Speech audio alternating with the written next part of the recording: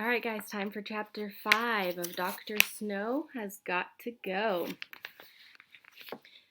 The Great Egg Drop Challenge. There was a table on the other side of the roof with a bunch of junk on it. Pieces of cloth, bubble wrap, feathers, string, straws, tape, cotton balls, rubber bands, toilet paper tubes, plastic bags, popsicle sticks, cardboard boxes, styrofoam, and a big box of honey sugar bongos. Oh, and there was also 2 cartons of eggs. That was weird. Why is all this stuff up here? Asked Ryan. We're going to do a science project, said the snowman. I call it the Great Egg Drop Challenge. You're going to eat egg drop soup? Ryan asked. Yum. No, said the snowman. We're going to drop eggs off the roof. He was rubbing his hands together again as a sure sign that he is crazy.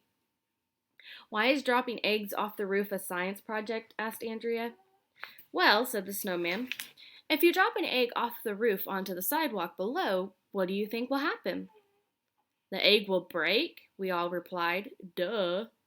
Right, said the snowman. The sidewalk is much harder than the egg shell, so we need to think of a way to prevent the egg from breaking at the end of its fall. How can we do that? Asked Alexia.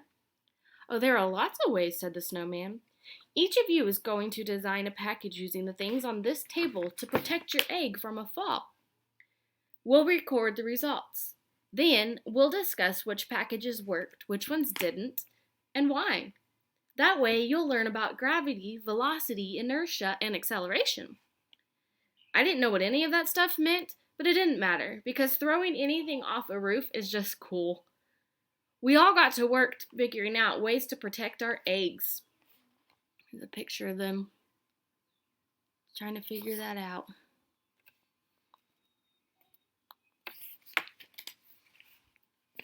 Emily wrapped a bunch of rubber bands around her egg. When my egg hits the sidewalk, it will bounce, she said, but it won't break.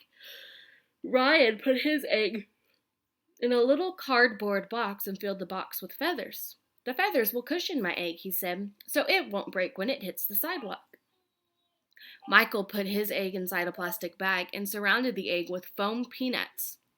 My egg will move inside the bag when it hits the sidewalk, he said, but not enough to hit the hard surface and break. Andrea made a little parachute out of some cloth and string. Then she put her egg in a basket that hung below the parachute. If I can make my egg fall more slowly, she said, it won't crack when it hits the ground.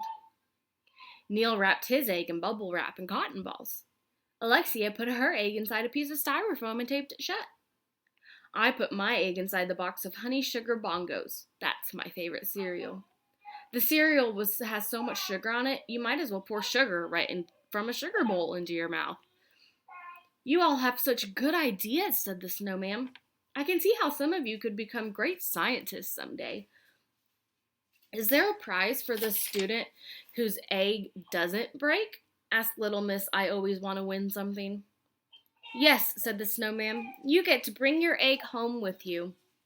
What if all the eggs break? Asked Emily. Then lunch will be scrambled eggs today, said the snowman. Are you ready? So here they are putting their boxes together again. 10, 9, 8.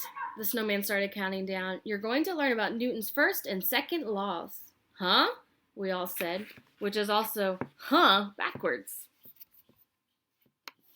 7, 6, 5, the snowman continued.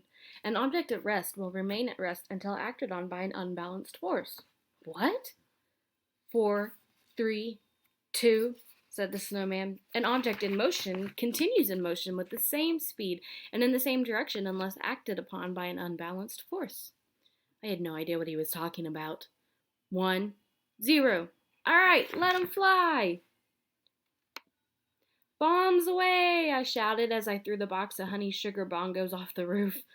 That's when the weirdest thing in the history of the world happened. There was a thud down below, and then a scream. Eek! We all rushed over to the edge of the roof, and you'll never believe what we saw down on the sidewalk in front of the school. It was Mrs. Ella Mintry, the old lady who our school was named after. She was flat on her back. Help! She shouted. I'm under attack! Uh-oh, said the snowman. Dr. Snow and Mr. Docker went running down the stairs as fast as they could go. We all followed them. I was huffing and puffing and sweating and panting when we got down to the first floor. Then we ran out the front door of the school. Mrs. Mintry was still lying on the ground. Her eyes were closed and she had pieces of egg all over her. "Oh no," shouted Alexia. "Elementary is dead."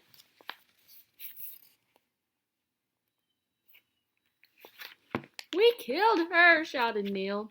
Everybody was yelling and screaming and freaking out. But Mrs. Mintry wasn't dead, and we didn't kill her. I know that for sure because after a few seconds her eyes opened. "Are you okay, Mrs. Mintry?" asked Mr. Docker. "No, I am not okay," shouted Mrs. Mintry angrily. "What idiot spread maple syrup all over the sidewalk? I think my leg may be broken." "I was trying to teach the students about centripetal force," explained Snowman. "By putting maple syrup on the sidewalk," shouted Mrs. Mintry. But, said the snowman and Mr. Docker. I started giggling because they both said but, which sounded just like but, B-U-T-T, even though it only has one T. "And what did you teach the students by throwing eggs off the roof?" shouted Mrs. Mintry as she removed a piece of eggshell from her face. Gravity, velocity, acceleration.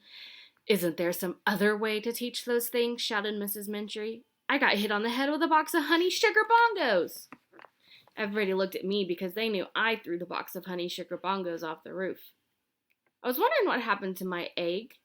If Elementary's head was softer than the sidewalk, maybe my egg didn't crack when the box of honey sugar bongos landed on her.